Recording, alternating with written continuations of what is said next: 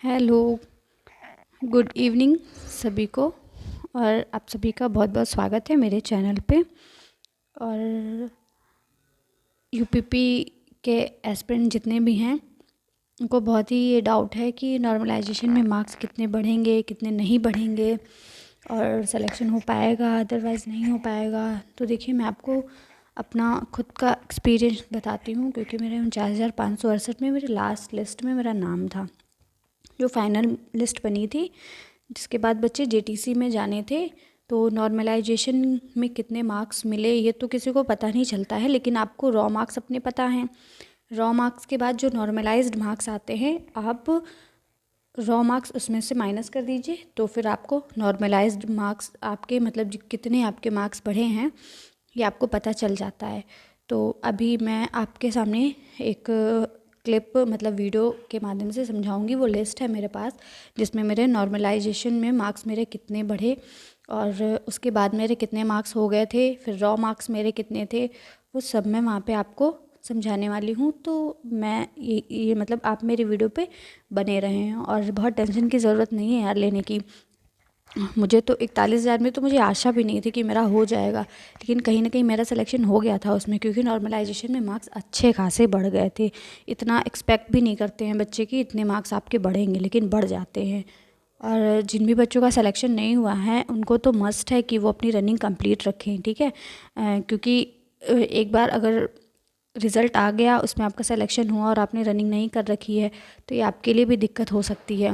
मैंने भी 41,000 में रनिंग नहीं की थी, मुझे लग रहा था नहीं होगा, लेकिन नॉर्मलाइजेशन में अच्छे खासे मार्क्स बढ़े और मेरा सिलेक्शन हो गया था। हालांकि मैं रनिंग से बाहर हो गई थी उसमें, वो अलग बात है। मेरे साथ की कई फ्रेंड्स थी मेरी जिन्होंने ज्वाइन भी कर लिया था और ज़्यादातर नहीं दौड़ पाई थी 41,000 में। हमारे बैच में 5-6 लड़कियाँ थे हम लोग, तो रनिंग में सारी की सारी बाहर हो गई थी मुझे मिला के। क्योंकि भाई 1-2 दिन में, हफ्ते भर में रनिंग करना पॉसिबल नहीं है। भर्ती बोर्ड पता नहीं उस समय किस मूड में थे भैया, उन्होंने बिल्कुल अफरा तफरी में करके कंप्लीट करवाई रनिंग अपनी। मतलब उन्होंने सबको बुला लिया रनिंग के लिए हफ्ते भर में। डीवीबीएसटी भी हो रहा है, रनिंग भी हो रही है, तो बच्चे बहुत ज़्यादा ही बाहर हुए थे। मेल फीमेल सबको मिला के 3-3 लिस्ट आई थी फीमेल्स की। तो भाई ये तो बहुत गलत बात थी, उसके लिए कुछ नहीं किया जा सकता। लेकिन हमने फिर से 49,000 वाली आई थी वैकेंसी, उसके जस्ट बाद हमने उसको भरा था और उसमें हमने अच्छे से मेहनत भी करी थी, सिलेक्शन भी लिया था, लेकिन ज्वाइन नहीं करा था मैंने, क्योंकि मेरा दूसरी जगह सिलेक्शन हो गया था, इसलिए मैंने वहाँ ज्वाइन नहीं किया। और ये लास्ट है मेरा, इस बार मैंने भरा है, इस बार भी यूपी पुलिस का एग्ज़ाम दिया है मैंने। और मेरे मार्क्स बहुत अच्छे तो नहीं हैं, लेकिन इतने हैं कि मुझे लग रहा है मेरा सिलेक्शन हो जाएगा। और बात मानिए, मेरे नॉर्मलाइजेशन में कम से कम 20 से 25 मार्क्स बढ़ते हैं, ज़्यादा भी बढ़ सकते हैं। एक्यूरेसी पे डिपेंड करता है आपने एक्यूरेसी कैसी रखी है अपने क्वेश्चंस की, गलत कितने किए हैं, सही कितने किए हैं, उसी के आधार पर आपको नॉर्मलाइजेशन में मार्क्स मिलते हैं। अगर एक्यूरेसी थोड़ी सी कम है आपकी तो शायद आपको कम मार्क्स मिले, लेकिन अगर मेंटेन की रखी होगी आपने अपनी एक्यूरेसी तो अच्छे खासे मार्क्स आपके बढ़ेंगे नॉर्मलाइजेशन में, नो डाउट। 15, 20, 30 भी बढ़ सकते हैं, ठीक है। बहुत से लोग यूट्यूबर्स हैं बताते हैं इतने बढ़ेंगे, लेकिन मेरे पास तो प्रूफ है यार। मैं विद प्रूफ दिखाऊंगी आपको कि कितने मार्क्स बढ़े थे मेरे, और मेरा सिलेक्शन हो गया था फाइनल में 49,568 वाली में। और मई में मेरी जेटीसी भी आई थी। जो 49,568 में होंगे उनको पता होगा कि 3 शिफ्ट में गई थी ट्रेनिंग। 2 में सिविल के बच्चे गए थे 2 शिफ्ट में, और एक लास्ट शिफ्ट में पीएससी के मेल कैंडिडेट थे सारे, पीएससी में मेल ही होते हैं सारे, वो गए थे। तो टाइम वेस्ट नहीं करते हुए मैं आपको उस मतलब लिस्ट की तरफ ले चलती हूँ जहाँ पे मेरे नॉर्मलाइज्ड मार्क्स मैं आपको बताऊँगी और कितने बढ़े थे मेरे, रॉ मार्क्स कितने थे, नॉर्मलाइजेशन के बाद मेरे मार्क्स कितने थे, वो सब मैं आपको दिखाऊँगी। तो चलते हैं उस लिस्ट की ओर। ओके, आइए हम आ गए हैं उस लिस्ट में। देखिए, मैं आपको अब अपना नाम इसमें सर्च करके दिखाती हूँ कि मेरा नाम यहाँ पे किस लिस्ट मतलब इस लिस्ट में कहाँ पे था। देखिए, ये है मेरा नाम, ये राधा तिवारी, और ये मेरे मार्क्स हैं। देखिए 177। अभी मैं आपको अपना नाम पहले तो सर्कल करके दिखाती हूँ। ये देखिए मेरा नाम है, और उसके बाद से ये मेरे मार्क्स हैं 177.2656। ये नॉर्मलाइज्ड मार्क्स हैं मेरे, ये मेरे रॉ मार्क्स नहीं है, ठीक है। जो फाइनल सिलेक्शन होता है ये देखिए नॉर्मलाइज्ड मार्क्स आते हैं उसमें। जो फाइनल लिस्ट आती है, जब आपके मार्क्स शो करता है भर्ती बोर्ड। और इतने पे मेरा सिलेक्शन फ़ाइनल हो गया था, मतलब रनिंग के बाद, मेडिकल के बाद, सब कुछ के बाद ये मेरे मार्क्स इतने हैं। और मुझे लगता है कि मेरे मार्क्स लगभग 10 to 15 इंक्रीज़ हुए थे तब, और बहुत से बच्चों के तो बहुत ज़्यादा ही इंक्रीज़ हुए थे मार्क्स। अब मैं आपको इस लिस्ट के फर्स्ट पेज पे ले चलती हूँ, वहाँ पे जिन्होंने टॉप करा था इस पूरी लिस्ट में, सिविल की लिस्ट में, मतलब सिविल पुलिस की भर्ती में पूरा टॉप करा था उन्होंने। पहले पेज पे चलते हैं स्क्रॉल करके। ये देखिए, आप देख सकते हैं इनका नाम, सिविल पुलिस में हुआ है इनका सिलेक्शन। गुलशन कुमार नाम है इनका। वेट, ये गुलशन कुमार जी हैं। और ओपन कैटेगरी मेल में इनका सिलेक्शन हुआ है। और इनके मार्क्स देखिए, देखते हैं भी इनके मार्क्स चल के। इनके मार्क्स हैं लगभग 274.6363। आप सोच सकते हैं इनके नॉर्मलाइज्ड मार्क्स हैं ये।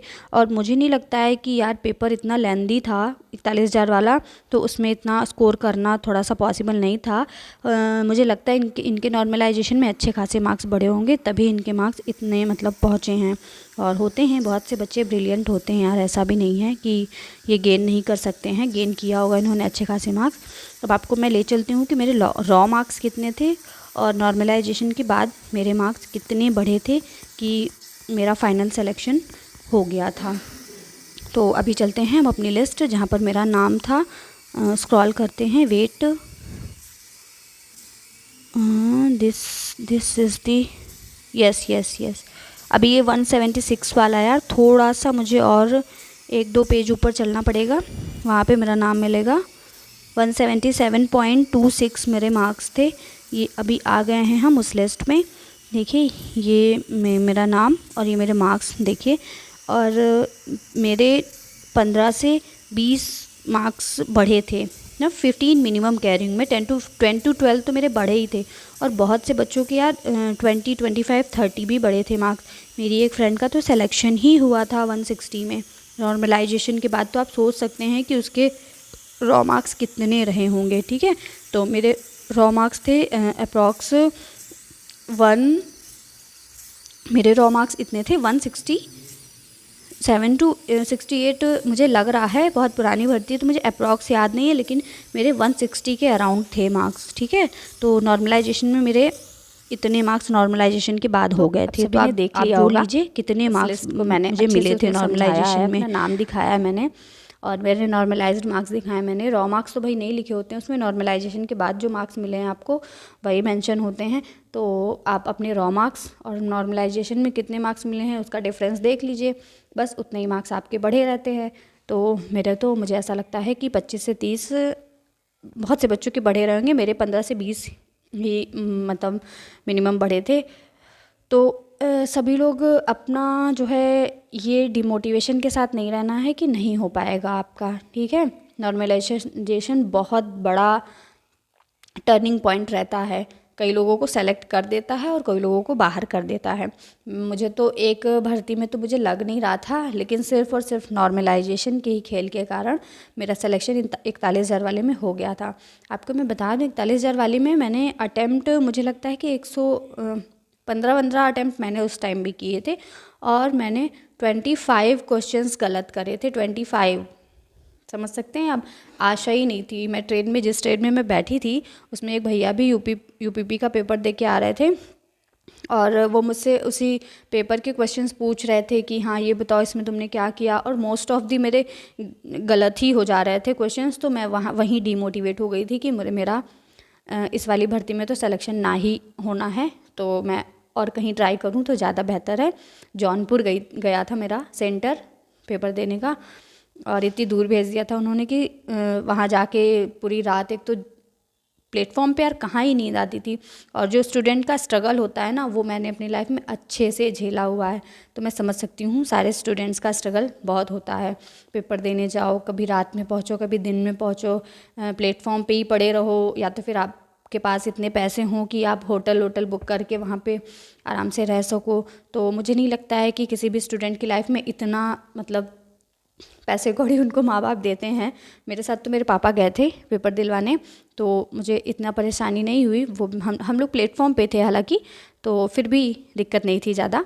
तो मैंने पेपर दिया तो मेरा डिमोटिवेशन उस समय एकदम हाई लेवल पे था कि नहीं होगा मेरा सिलेक्शन। और यकीन मानिए, लिस्ट आई, जब जिस दिन लिस्ट आई मैंने उस दिन चेक किया, मुझे नहीं मिला, नो मैच फाउंड बता रहा था। ठीक है, उसके बाद मेरे फ़ोन पे एक मैसेज आया कि you are selected for the DVPST। तो फिर मुझे लगा कि यार सच में ये मैसेज है UPP की तरफ से। फिर मैंने अपनी कई फ्रेंड से भी कंफर्म किया इस चीज़ के बारे में कि यार मेरे पास मैसेज आया है, क्या मैसेज तुम्हारे पास भी आया था? तो लिटरली मेरे साथ जितनी भी लड़कियां थी ना, 3-4 लड़कियां थी मेरे साथ जो रनिंग करती थी, तो उन सब के में मैसेज आया था और सबकी सब सेलेक्ट थी। ठीक है, मेरी एक फ्रेंड का तो 160 तक मार्क्स था यार। मैं नॉर्मलाइज्ड मार्क्स की बात कर रही हूँ, रॉ मार्क्स नहीं बता रही हूँ मैं। 160 अप्रॉक्स था उसका मार्क्स, उसका तक सिलेक्शन हो गया था। तो ऐसा तो मुझे लगता है कि उसमें तो बहुत ज़्यादा ही मार्क्स 41,000 वाले में मिले होंगे, तभी मेरा सिलेक्शन हो पाया, क्योंकि मुझे लग नहीं रहा था कि मेरा सिलेक्शन हो पाएगा। तो जैसे ही आया, और 2 ही 3 दिन में वो डेट थी DVPST की, तो जैसे ही रिज़ल्ट आया तब तो तोते उड़ गए थे हमारे कि भाई रनिंग कैसे करेंगे इतनी जल्दी। हालांकि सुबह शाम करके रनिंग करने जाते थे, लेकिन वो मेरा बैड लक ही आप कहिए कि मैं उस भर्ती में रनिंग से बाहर हो गई थी। लेकिन उसके बाद भगवान ने चाहा तो दूसरी भर्ती फिर तुरंत से आई थी 49,568। तो फिर भी मेरा बैड लक ही कहिए कि मैं ज्वाइन नहीं कर पाई। और इस बार देखते हैं कि लक कैसा रहता है मेरा, मैं ज्वाइन कर पाती हूँ या नहीं कर पाती हूँ। हालांकि मैं बेरोज़गार तो नहीं हूँ, लेकिन थोड़ी सी ड्रीम जॉब होती है ना यार किसी की, कि उसको पसंद होती है जो कोई जॉब कि हाँ इसमें मुझे जाना है। स्टार्टिंग में ही मैंने सोचा था कि मुझे UP पुलिस ही ज्वाइन करनी है, लेकिन कुछ दिक्कतें परेशानियां लाइफ में सबके ही होती हैं यार। मेरे साथ भी कुछ दिक्कतें आई, परेशानियां हुई मुझे, जिस वजह से मुझे दूसरी जॉब ज्वाइन ही करनी पड़ी और UPP मुझे छोड़ना पड़ा। हालांकि मैं वहाँ पे एप्लीकेशन अप्लाई करने गई थी कि आप कुछ 2 साल जब तक प्रोबेशन है मेरा यहाँ पे, आप रोक दीजिए मेरी भर्ती, लेकिन वो सब कुछ काम नहीं आया। उन्होंने अभ्यर्था निरस्त कर दिया था मेरा, तो उसके लिए कुछ नहीं कर सकते यार। अब जो बीत गया तो बीत गया, अब जो भी आगे है उसके लिए हम काम करते हैं। ठीक है, तो आज के लिए इतना ही। और यार प्लीज़, मैं इतने वीडियोस बनाने में और ऐसे सब में थोड़ी सी मेहनत लगती ही है यार, ऐसा नहीं है कि सब कुछ ऐसे ही इतना ईजी है। तो आपको पसंद आया करे अगर मेरी वीडियो, तो आप लोग लाइक कर दिया करिए और मेरे चैनल को सब्सक्राइब कर लीजिए ऐसे ही अपडेट्स के लिए। मेरा सिलेक्शन अगर इसमें होता है तो अच्छी बात है, नहीं भी होता है तो जिन जिन बच्चों का भी सिलेक्शन होगा आप लोग मुझे बताइएगा कमेंट सेक्शन में कि आपका रोल नंबर ये है, आपका नाम मैं सर्च करके बताऊंगी। मेरा हुआ रहेगा तब तो बहुत ही अच्छा है यार, दोनों तरफ से खुशी रहेगी, है कि नहीं। और बाकी मिलते हैं नेक्स्ट वीडियो में। आप सब अच्छे से रनिंग करें और मे बी सबकी ड्रीम जॉब सबको मिले। और यार जब इंसान बेरोज़गार होता है ना, तो उसकी ड्रीम जॉब क्या, उसको बस ये लगता है कि हमें कोई भी जॉब मिल जाए। और ये मेरा लास्ट है UPP, इसके बाद मैं UPP के लिए तो एलिजिबल नहीं हूँ। UPSI भर सकती हूँ मैं, लेकिन UPP कांस्टेबल के लिए एलिजिबल नहीं हूँ। तो मिलते हैं नेक्स्ट वीडियो में, तब तक के लिए जय हिंद, वंदे मातरम।